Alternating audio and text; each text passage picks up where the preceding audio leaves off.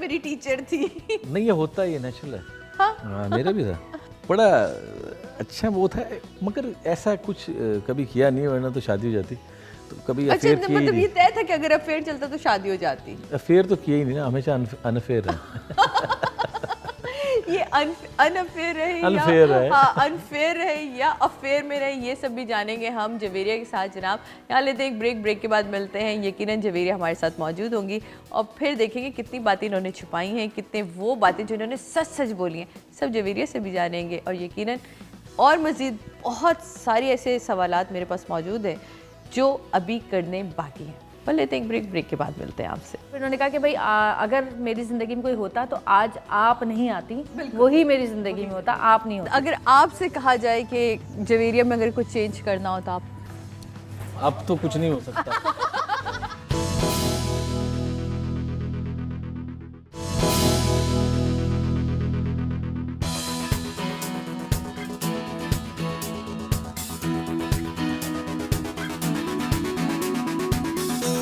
Welcome back नाजरीन, वापस आ चुके हैं हम समा के मेहमान में। आज हम आपको मिलवा रहे हैं सऊद और जवेरिया से। जैसा कि हमने आपसे कहा था ब्रेक के बाद जवेरिया हमारे साथ होंगी। जी हाँ, वादे के मुताबिक जवेरिया हमारे साथ है, लेकिन अब सऊद नहीं है।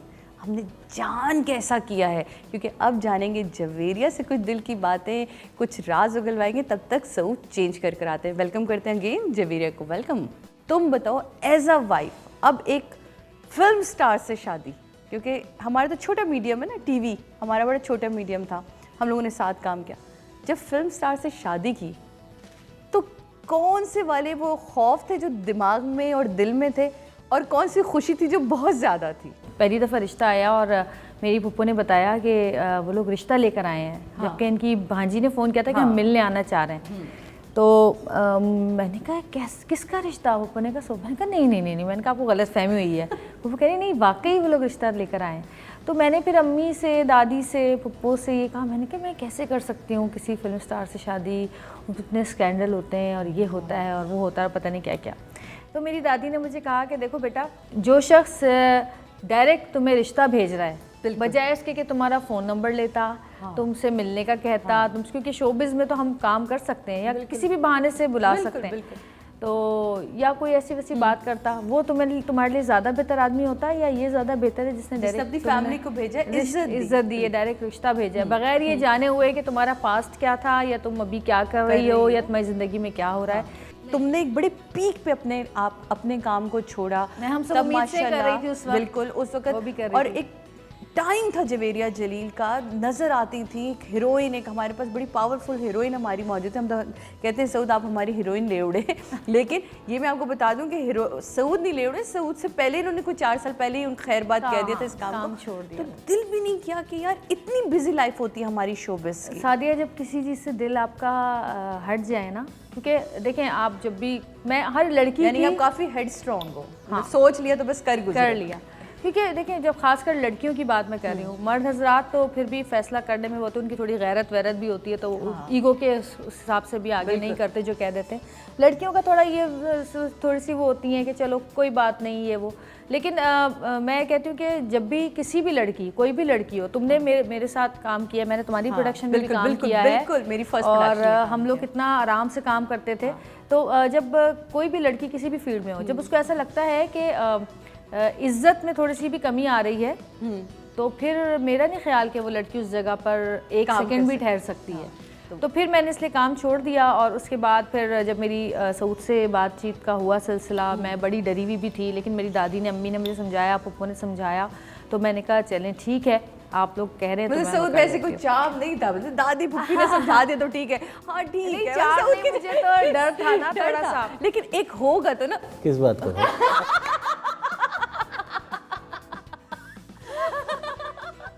वैसे अब ये जानेंगे, लेकिन हम जानेंगे नहीं, लेकिन हमें ये कुछ दिल की बातें जानने के डर बहरहाल होता है ना। फिर मेरी स्टार्ट आप लोग हमारे लिए लड़कियों का, खवातीन, रीमा, मीरा, कितनी सारी औरतों का ये वो सारे डर जो मैंने आपसे पहले पूछे थे, देखे ना। तो ये नहीं, मैं बताऊंगी, चुप हो जाए, मेरी बारी है। तो फिर इन्होंने मुझे खुद फोन पे ही सब कुछ बता दिया अच्छा, कि भाई जो वो मेरा कुछ कोई ऐसा कुछ भी नहीं था, सुबह होगी और मैं बदनाम ज्यादा था, ऐसा कुछ भी नहीं था, और आप जाके किसी से भी पूछ सकती हैं। खवातीन, मैं आपको नंबर दे देता हूँ जिनके भी बोले। फिर अच्छा, रेशम की एक बात थी कि रेशम ने इनके बारे में मुझसे एक बात की। रेशम ने कहा कि सऊद वो वाहिद इंडस्ट्री का लड़का है जो कि बहुत इज्जत करता है औरतों की, और अगर कभी उसका कोई ऐसा अफेयर भी होता है तो किसी को कानों कान पता भी नहीं होता, ना वो चीख चीख के बोलता है, ना वो शो मारता है। और मेरा तो बड़ा अच्छा भाई है, और मैंने तो बहुत, इसने हमारे साथ बहुत हमारा ख्याल रखा है, बड़े हमारे काम किए।